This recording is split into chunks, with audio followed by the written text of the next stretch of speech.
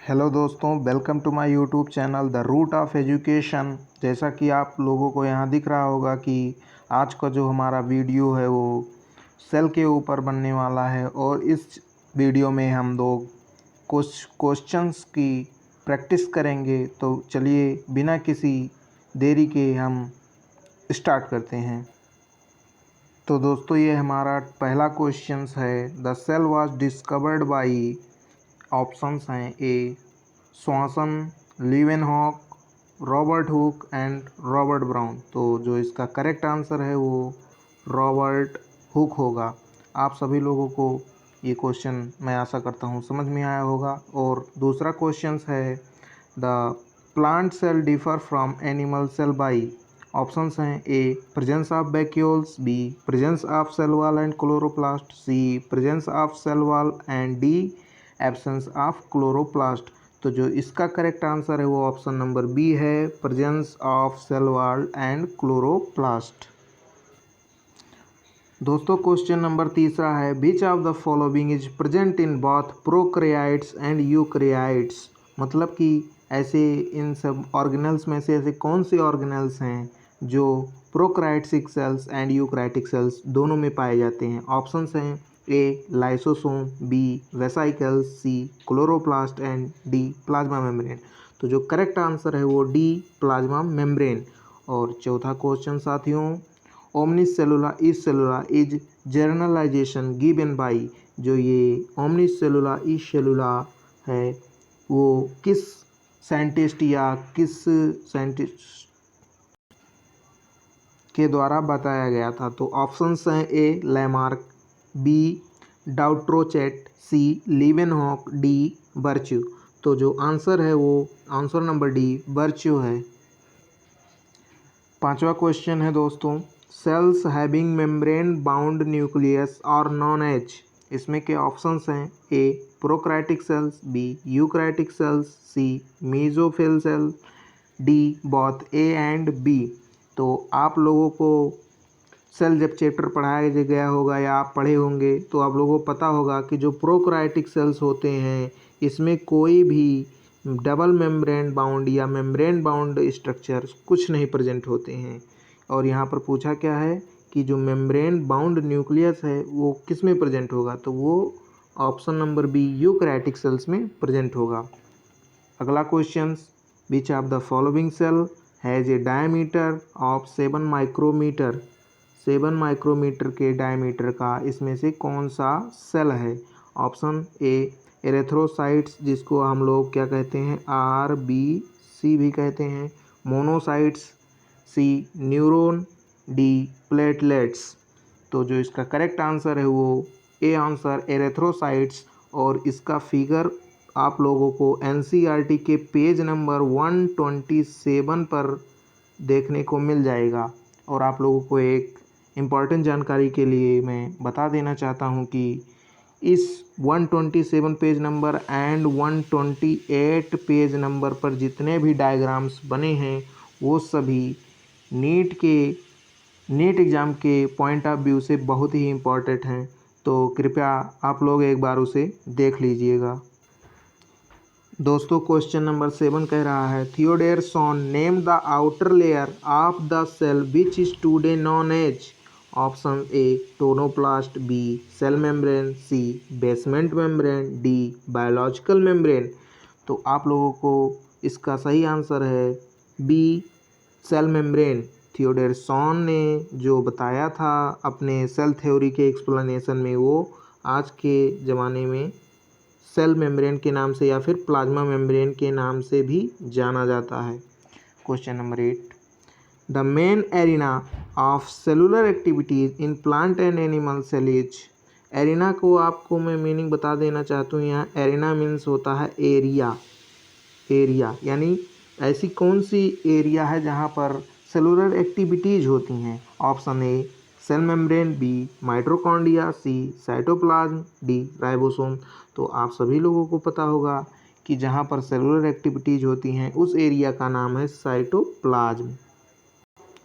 दोस्तों हमारा question number 9th कह रहा है the cells discovered in the thin section of cork by Robert Hooke was actually, वो एक्चुअली में क्या था। ऑप्शंस आपको दिए गए हैं a cell wall, b cellulose, c protoplasm, d nuclei. तो इसका करेक्ट आंसर होगा सेल वॉल। Cell wall. 10वां क्वेश्चन है साथियों, who propose the theory that cells arises only from pre existing cells. तो इसका जो आंसर होगा, आप लोगों को पता है कि सेल थ्योरी किसने दिया था। सेल थ्योरी स्लीडेनसॉन एंड बर्चाउ ने दिया था।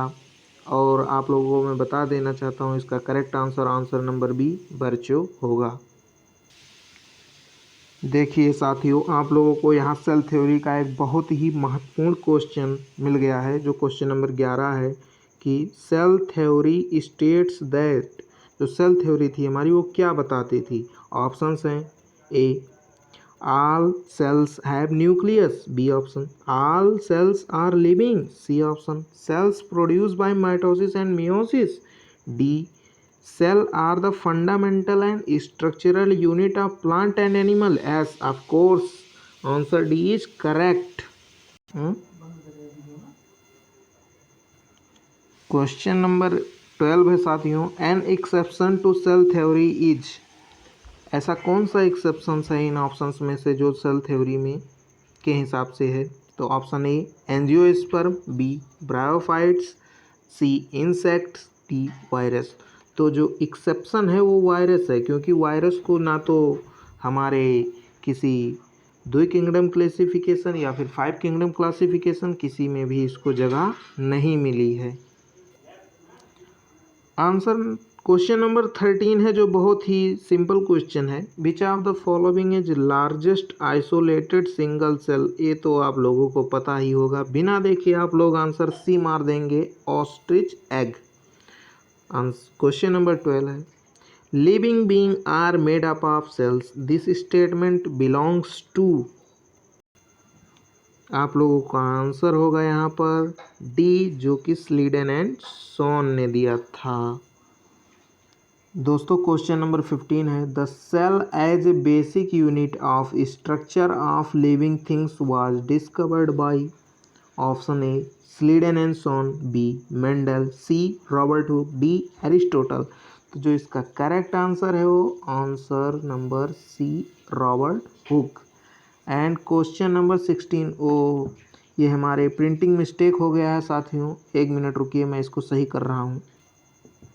दोस्तों यहाँ पर रहेगा which organelles of prokaryotes are functionally similar to. Option है a peroxisome, b mitochondria, c ribosome and d lysosome.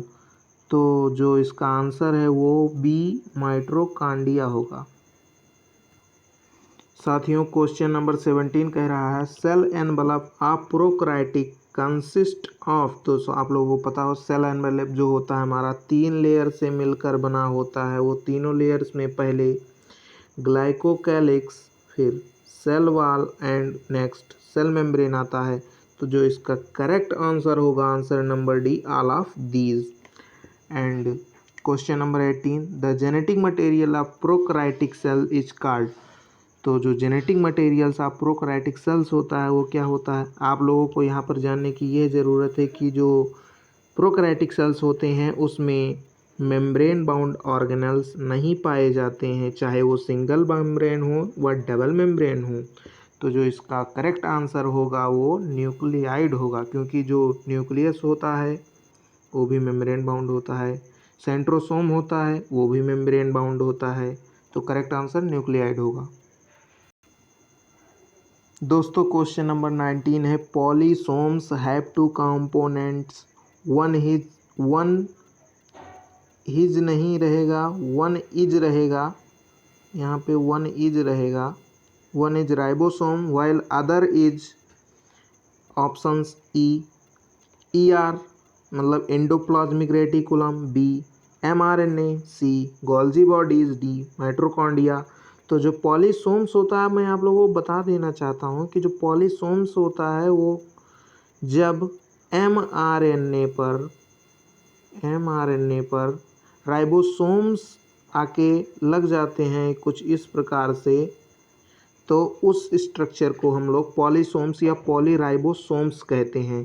तो जो करेक्ट आंसर है वो आंसर नंबर बी mRNA होगा। क्वेश्चन नंबर 20 क्या कह रहा है दोस्तों, विच of the following is not a function of mesosome. इनमें से ऐसा कौन सा ऑप्शन दिया गया आप लोगों को जो मीसोसोम का फंक्शन नहीं है। तो रेस्पिरेशन मीसोसोम करता है, डीएनए रेप्लिकेशन ये भी करता है, increase enzymatic content, yes enzymatic content को भी बढ़ाने का काम मीसोसोम करता है जो, लेकिन यहाँ पर सी ऑप्शन में दिया गया है रिप्रोडक्शन का काम मीसोसोम का नहीं होता है। तो इसका करेक्ट आंसर जो होगा साथियों सी होगा।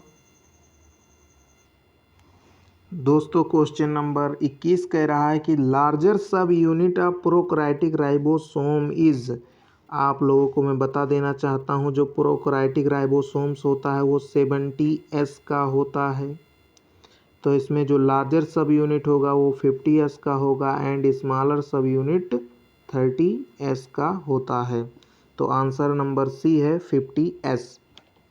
22 नंबर क्वेश्चन क्या कह रहा है, which of the following structure is not found. आप लोग यहाँ पर हाईलाइट करेंगे not found in prokaryotic cells. तो ऑप्शंस देखते हैं। ऑप्शन नंबर ए कह रहा है न्यूक्लियर एनवलप, बी राइबोसोम, सी मीसोसोम, डी प्लाज्मा मेम्ब्रेन। तो जो प्रोकैरियोटिक सेल्स होता है उसके बाद राइबोसोम भी होता है, मीसोसोम भी होता है, प्लाज्मा मेम्ब्रेन भी होता है, लेकिन जो न्यूक्लियर एनवलप है वो नहीं पाया जाता है। तो आप लोगों का यहाँ पर आंसर नंबर ए होगा न्यूक्लियर एनवलप। दोस्तों क्वेश्चन नंबर 23 कह रहा है gas vacuoles are found in. जो गैस वैक्यूल्स हैं वो किस में पाए जाते हैं। Option A blue green photosynthetic bacteria, B option purple and green photosynthetic bacteria, C option both A and B, option number D all bacteria. सभी bacteria में तो पाए नहीं जाते हैं। आप लोगों को मैं इसका बता देना चाहता हूँ कि किस किस में पाए जाते हैं ये हमारे blue green photosynthetic bacteria and purple green sir photosynthetic bacteria दोनों में पाए जाते हैं। इसके साथ साथ ये BGA मतलब ब्लू ग्रीन एल्गी में भी पाए जाते हैं। क्वेश्चन नंबर 24 क्या कह रहा है, muramic acid is present in cell walls of. जो आपके ऑप्शंस दिए गए हैं इनमें से किसके ऑप्शंस में म्यूरेमिक एसिड पाया जाता है। तो बैक्टीरिया, यहाँ पर फिर से प्रिंटिंग मिस्टेक है, एफ नहीं एंड होगा यानी bacteria and blue green algae, B option green algae, C yeast, D all fungi. सभी फंगी में नहीं पाया जाता है, इसका ऑप्शन नंबर ए ही सही होगा। साथियों क्वेश्चन नंबर 25 कह रहा है प्रोकैरियोटिक सेल्स डज नॉट है, मतलब कि जो प्रोकैरियोटिक सेल्स होते हैं उनके पास इनमें से क्या नहीं होता है। न्यूक्लियोलस होता है, membrane bound organelle, yes membrane bound organelles नहीं होते हैं इसमें, सेंट्रियोल होता है। ऑल ऑफ दीज नहीं मिस्टेक हो गया मुझसे, इनमें से इसका आंसर ऑल ऑफ दीज होगा क्योंकि इनमें से कुछ भी नहीं पाया जाता है उसमें।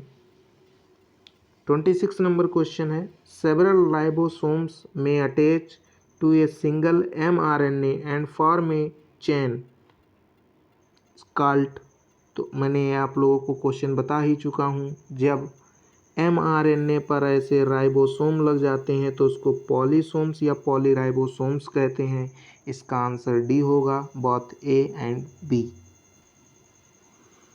क्वेश्चन नंबर 27 है साथियों cell wall of prokaryotes is made up of. Option A chitin, B cellulose, C glucosamine, D mucopeptide. तो आंसर इसका होगा डी म्यूकोपेप्टाइड।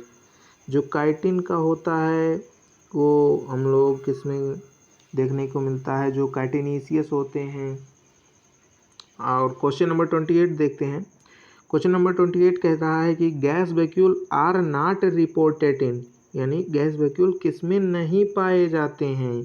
तो मैंने आप लोगों को बताया था यहाँ पर जो साइनोबैक्टीरिया उसका एक पुराना नाम है BGA, ये ऑप्शन मैं आपको बता चुका हूँ, इसमें पाया जाता है। पर्पल ग्रीन फोटोसिंथेटिक बैक्टीरिया में भी पाया जाता है, ये प्रोकैरियोट्स में पाया जाता है, लेकिन जो अमीबा होता है उसमें नहीं पाया जाता है। तो इसका करेक्ट आंसर सी अमीबा होगा।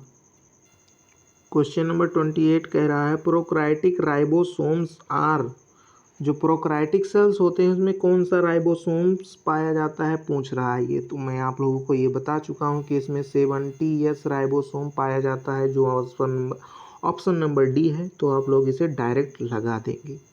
और क्वेश्चन नंबर 30 कह रहा है इन ए प्रोकैरियोटिक सेल, पहला इसमें है enveloped genetic material is present, दूसरा राइबोसोम आर एब्सेंट, तीसरा an organised nucleus is absent. The correct option is, इसमें से जो करेक्ट ऑप्शन है वो आप लोगों को बताना है। साथियों आप लोगों को बता देना चाहता हूँ कि जो इनवलप्ड जेनेटिक मटेरियल होता है वो इसमें प्रेजेंट नहीं होता है, बल्कि क्या होता है, एब्सेंट होता है, एब्सेंट होता है।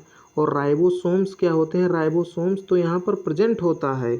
और यही ऑप्शन नंबर जो इसमें तीसरी स्टेटमेंट दी गई है an organised nucleus is absent, yes यही सही है। और ये यही भी पूछ रहा है कि इसमें से करेक्ट ऑप्शन कौन सा है।